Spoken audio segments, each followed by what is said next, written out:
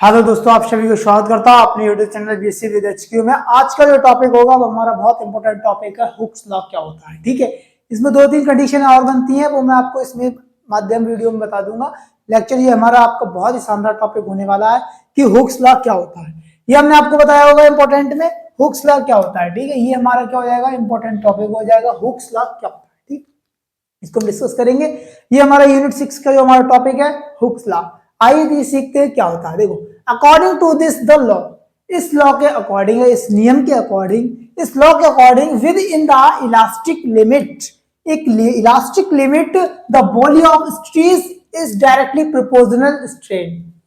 कुछ मत समझो, ये चीज समझो कंडीशन। अगर आप कैसे भी हिंदी मीडियम में इंग्लिश मीडियम, सबसे पहले समझो कि स्ट्रीज हमने आपको बताया था विकृति क्या होती है और स्ट्रेन क्या होता है। सॉरी, स्ट्रीज हमने बताया था प्रतिबल, और स्ट्रीज क्या होता है विकृति। ये दोनों एक दूसरे क्या होता है, प्रोपोर्शनल, डायरेक्टली ये बराबर होते हैं। ये बढ़ेगा तो ये भी होगा।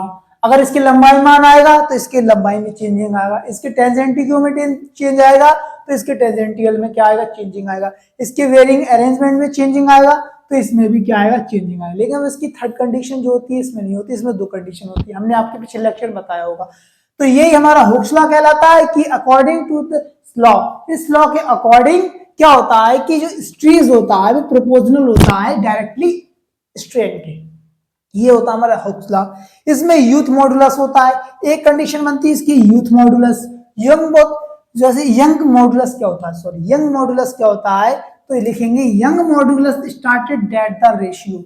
ये क्या होता है कि सिंपल भाषा में जब स्ट्रीज एंड स्ट्रेन के रेशियो को क्या कहते हैं, यंग मॉडुलस कहलाता है। स्ट्रीज एंड स्ट्रेन के क्या कहलाते हैं, रेशियो को।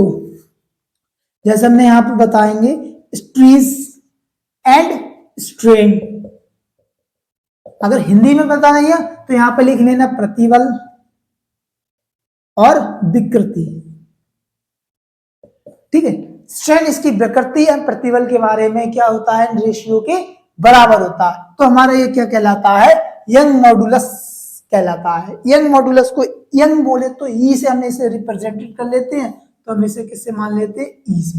तो हमने यहाँ पे लिख दिया है कि Young started is the ratio of stress and strain is the constant which is called the elasticity constant.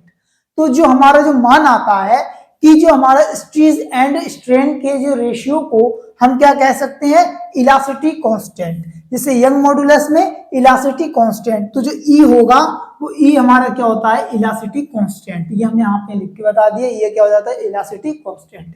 इसका अगला थोड़ा सा और टॉपिक है, आप इसका स्क्रीनशॉट लीजिए, वो भी मैं बताता हूँ। ठीक है,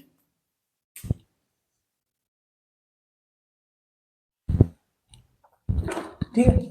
अभी हमने आपको दो स्ट्रेन के बारे में बताया था। अब हमारा तीसरा जो स्ट्रेन बनता है, जो वॉल्यूमेट्रिक स्ट्रेन क्या होता है। वॉल्यूमेट्रिक स्ट्रेन क्या होता है, आप ये समझ लो कि हमने बताया था अभी, देखो हमने जो पिछले लेक्चर में आपको समझाया था कि चेंज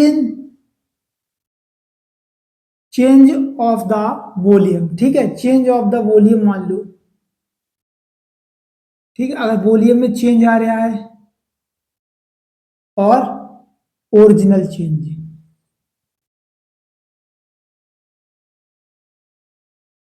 ठीक है, ओरिजिनल चेंज और चेंज इज द वॉल्यूम। ठीक है, अगर हमारे पास वॉल्यूम के साथ चेंजिंग आ रहा है तो क्या होगा, ओरिजिनल चेंज में चेंजिंग।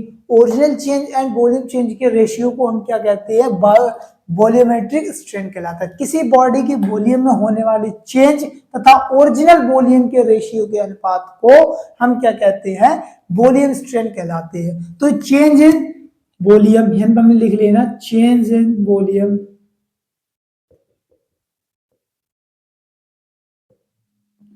ठीक है, और ये हो जाएगा नीचे वाला ओरिजिनल चेंज। ठीक है, जब तक आप पिछली वीडियो में समझोगे ये वाले आपको समझ में नहीं आएंगे। वॉल्यूमेट्रिक स्ट्रेन क्या होता है कि किसी भी बॉडी में होने वाले चेंज तथा उसके ओरिजिनल चेंज के रेशियो को हम क्या कहते हैं, ईवी से लिख लेते हैं, वॉल्यूमेट्रिक स्ट्रेन कहलाता है। स्ट्रेन बोले तो हमने जो ई एप्सिलॉन से बताया था, और बी हमारा क्या होता है, वॉल्यूमेट्रिक। तो इस तरीके से हमारा क्या हो जाता है, हुक्स लॉ हो जाता है, यंग मॉडुलस हो जाता है, और हमारा ये हो जाता है वॉल्यूमेट्रिक स्ट्रेन क्या होता है। ये लेक्चर आपके लिए बहुत इंपॉर्टेंट टॉपिक है। यदि हमारा दिया कंटेंट आपको पसंद आ रहा है तो चैनल को लाइक करें, सब्सक्राइब करें, शेयर करें। अगर कुछ भी डाउट बचता है तो आप कमेंट बॉक्स में बता सकते हैं कि सर मुझे ये चीज समझ में नहीं आई। और आपकी जो भी इंपॉर्टेंट क्वेश्चन होते हैं वो मैं आपके इंपॉर्टेंट क्वेश्चन लाता रहूंगा। डेली आपको इस टाइम पर हमारा वीडियो मिलता रहेगा। और ये हमारे देखो आपको हिंदी इंग्लिश में दोनों में कंबाइन चलती है। आपने इंग्लिश की डिमांड की तो मैंने इंग्लिश में लेके आया हूँ। और थोड़ा सा मैंने आपको हिंदी में इसलिए बता दिया जैसे आपको समझ में नहीं आए, तो इस वजह से कुछ बच्चे होते हैं इंग्लिश में थोड़ा प्रॉपर नहीं समझ पाते हैं, तो इस वजह से हम थोड़ा इंग्लिश में और हिंदी में दोनों में कंबाइन कर दिए ये लास्ट वाला, ठीक है। और मिलते हैं इसी प्रकार के नए लेक्चर के साथ। ये इंपॉर्टेंट टॉपिक है, आप पढ़ लेना। और इसके बाद जो भी हमारे टॉपिक्स आएंगे सब इंपॉर्टेंट टॉपिक चलते रहेंगे। मिलते हैं एक नए लेक्चर के साथ। धन्यवाद।